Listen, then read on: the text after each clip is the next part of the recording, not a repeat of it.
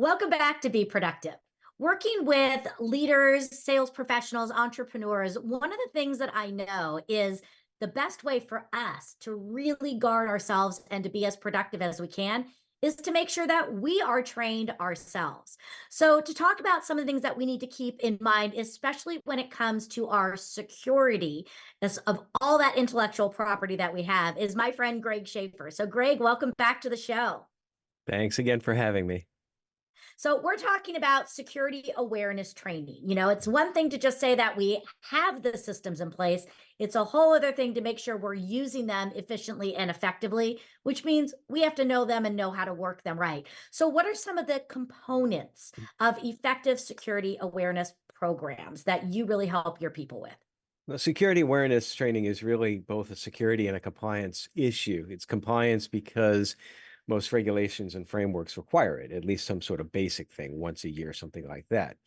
But it's an information security issue as well because that's often how breaches begin. The bad guys, bad criminals take advantage of lack of training, lack of awareness. We get distracted with something or another. We click on a link and then bad things happen.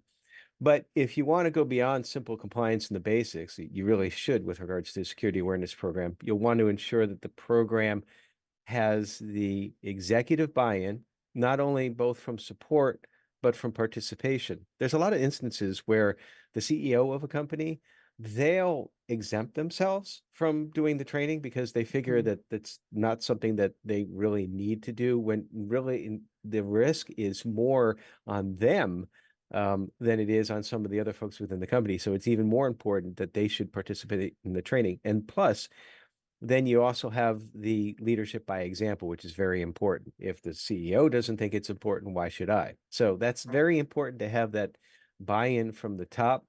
And then the executive leadership team really needs to work with information security to understand the risks that they're trying to mitigate with training. We've talked about risk assessments before, and this is another aspect of how risk assessments are important because you want to train based on what your risks are. So like in your industry, for example, you might be a clinic that, so you have healthcare issues and then HIPAA would come into play. You might also take credit card payments, in which case PCI would come into play. So your training should align with what it is you're actually doing. It should be current.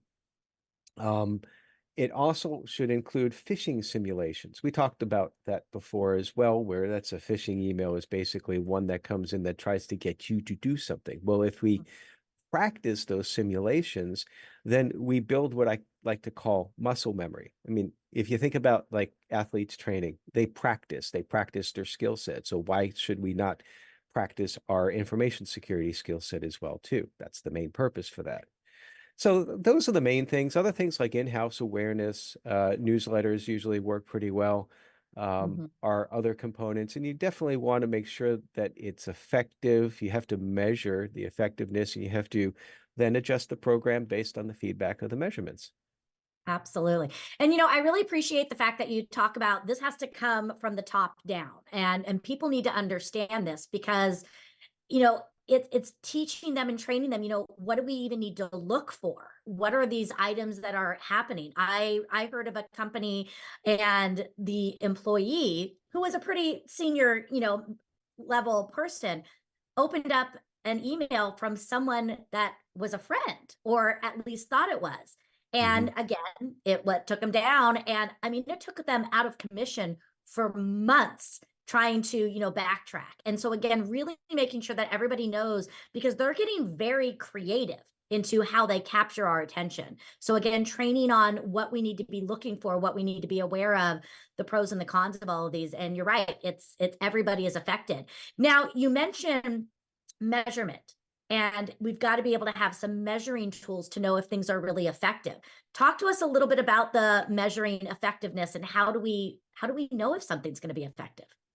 Well, some metrics will be kind of basic and easy to pick out, and that should be like, for example, we talked about phishing just a moment ago. The number of, for example, phishing emails that one employee clicks on in a given period. Usually, it's a year. So if you have somebody that clicks on one during a 12-month period, if you do monthly phishing exercises, well, sometimes things happen and you make a mistake. But if you have someone who's clicked on it 3, 4, or 5 times, you've got an issue there. You need to focus some more training. It could be one-on-one training. It could be extra courses. You need to address that risk there. And then you could also look at holistically the aggregate of the number of clicks that you have in an organization, clicks being clicking on a nefarious link in a phishing email. And a good number, people will vary with different opinions on this, but I like to say if you can get down below 3%, meaning that during any sort of exercise, only 3% of your users, your employees have clicked on an email, well, that's pretty good because again, you're never going to get to zero unless you're a really small organization or you're sending out really easy phishing email exercises.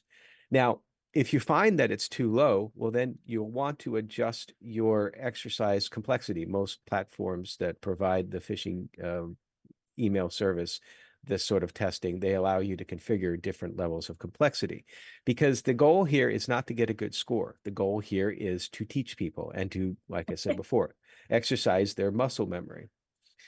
Other Very metrics key.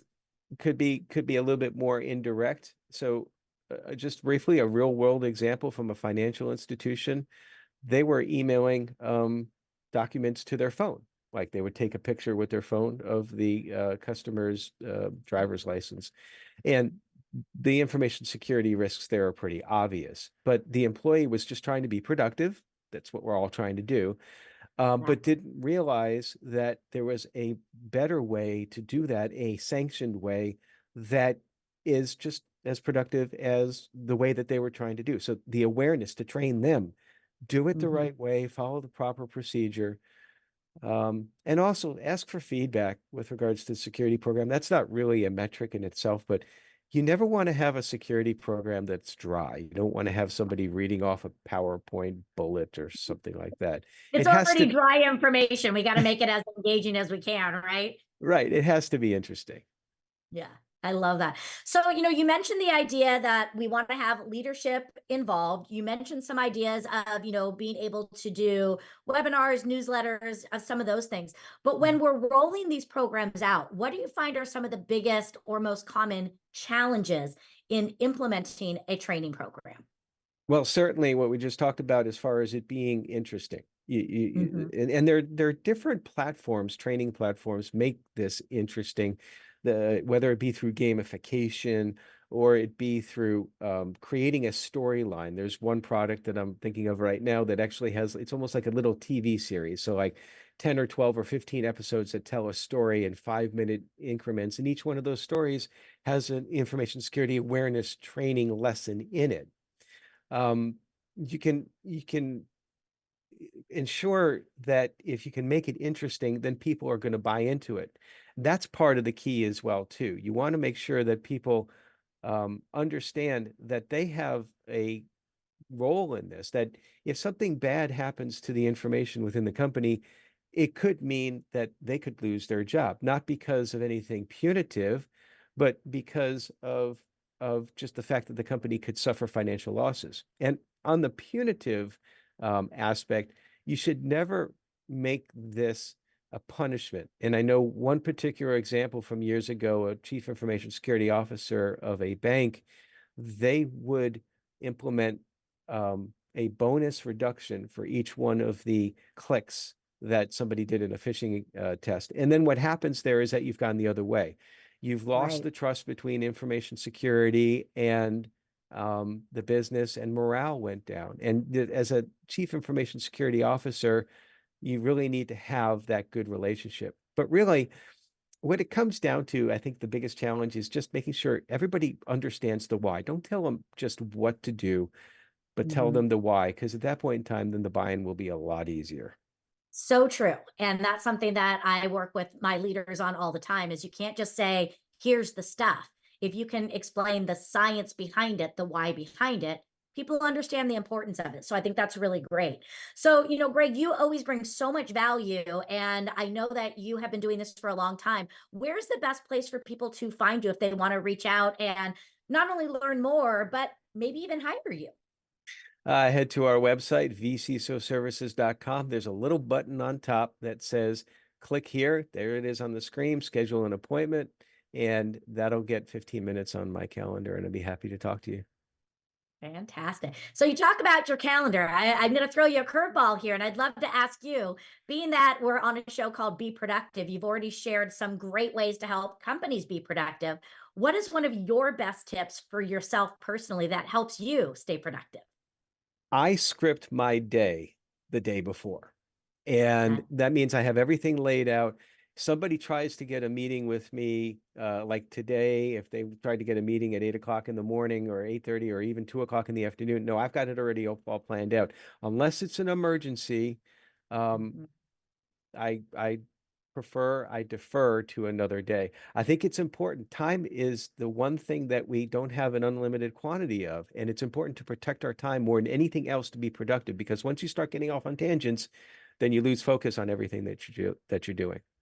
So beautiful. Well, Greg, thank you again for bringing so much value. And for those of you that are watching, remember, you've got to get yourself trained as a leader. You've got to make sure your people are trained, knowing what to look for, knowing the importance of why we are putting these, practices in place, because it's about helping all of us to not just safeguard ourselves, but when we have the systems in place, then we're going to be able to run more efficiently and be able to stay productive. So stay tuned because we'll be right back for more.